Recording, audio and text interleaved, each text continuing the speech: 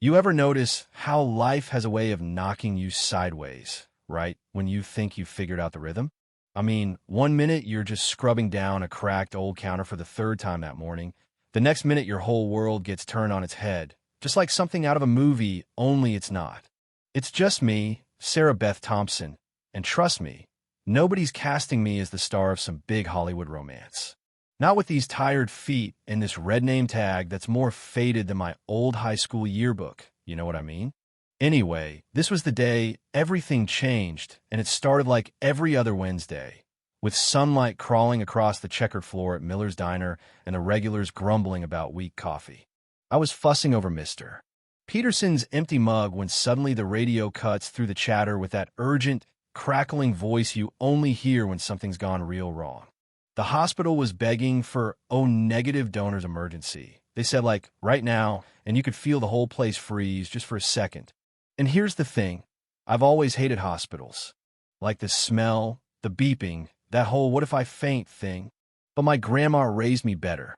She'd say, when someone needs help, honey, you don't sit around thinking about yourself. You go. So, without another thought, I untied my apron, hung it up just so like I always do, and told my boss I'd be back in an hour. Hospitals, man, they smell like hope and fear mixed together.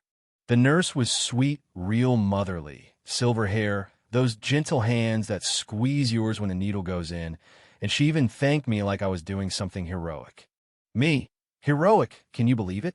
Afterward, I'm sitting there in the little snack room, juice box in hand, and through the half-open door, I spot this guy hooked up to every machine you can imagine, looking pale as the sheets, not a soul beside him. I didn't know his name. I didn't even ask. I just said a little prayer for him and went back to the diner like nothing happened. Weeks drifted by, same as always. Early mornings, burnt toast, old jokes.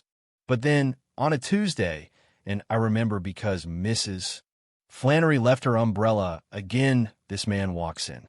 Tall, sharp suit, but his eyes, man, they were searching like he'd lost something and just realized it. He waits until the rush dies down, then comes up all polite and nervous. Excuse me, are you Sarah Beth Thompson? And I'm like, that's me, but do I know you? The next words out of his mouth I'll never forget. You saved my life. For a second, my mind goes blank. Then it hits me the hospital, the machines, that lonely face. He tells me his name's David Mitchell. And yeah, he's got that confident vibe, but underneath there's this softness like he's not used to asking for help. He tells me how he almost died after some idiot ran a red light and smashed into his car. How the doctors said the only reason he made it was because a stranger me gave blood that day. I laugh it off because honestly, what else do you say?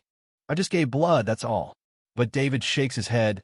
Not everyone would do that, you know. And he smiles, this genuine, whole-face smile that makes you feel seen, like really seen. He starts coming by after that. Just little things at first, coffee refills, quick chats. But you can tell he's different now, humbled, maybe, or just grateful in a way that's hard to fake. And the more we talk, the more I see the cracks in his polished armor. Turns out, all his life he'd chased success, fancy cars, corner offices, the whole American dream package. But after the accident, lying there with nothing but his thoughts and the beep of those machines, he realized how empty all that was. He says to me one afternoon, Sarah, I built this company from scratch, but it took almost dying to figure out I didn't have a life worth living. You ever hear something so honest it stops you in your tracks? That was one of those moments. There's this twist too around week 4. David brings in his little niece, Emma. Shy, wild curls, clutching a teddy bear like it's her only friend. She spills chocolate milk everywhere and bursts into tears. I kneel down, hand her a napkin, and tell her a corny joke about ducks and diners. She laughs real, snorting laugh, and David looks at me like he's never seen kindness up close before. Later he tells me Emma's his late sister's daughter. He's raising her alone. Scared he's screwing it all up. And for the first time, he admits he's lonely. I thought money would fix everything, he whispers, but it can't buy family, can it? That right there, that's the kind of twist life throws and you think you're saving someone, but really, you're both just trying to get through. Our lives start overlapping in quiet ways. He learns I'm taking care of my mom, that I've been dreaming for years about opening a bakery, but never had the money, never had the guts. He confesses he's terrified of failing this little girl who's counting on him. It's funny how two strangers can end up holding each other's fears like fragile glass, you know? So one evening late October, that time of year when the world gets quiet and the air smells like bonfires and promise we're closing up, David waits by the counter, fidgety. He hands me this little velvet box, not flashy or expensive looking, just simple, honest, real. He says, "Sarah Beth, you didn't just give me blood, you gave me back my life, and not just mine, but Emma's too. I want to build something real with you. Will you marry me?" For a split second, I'm speechless. Me, the small-town waitress who thought happy endings were for other people. I think of my grandma, of every cup of coffee poured with a smile, every moment of quiet courage nobody saw. Yes, I say, but it comes out as more of a laugh cry, because it feels right, like everything before was just leading up to this. We get married in the community center, nothing fancy. Emma's the flower girl, dropping petals like she's scattering hope. The diner crew is there, even Mr. Peterson, who grumbles through the whole thing, but brings me his wife's old pearl earrings. There's music, laughter, more hugs than I've had in my life. It's not a fairy tale. It's better it's real. So here's the thing, our story. It doesn't end with some perfect kiss or magic sunset. It's about all the messy, awkward, beautiful moments that come after. About remembering that kindness is never wasted.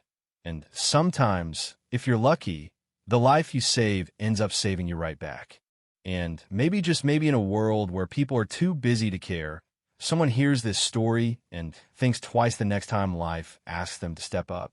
So what do you think? Was I right to answer that call? Is kindness enough to change a life? Or is that just wishful thinking? Tell me what you do. I really want to know.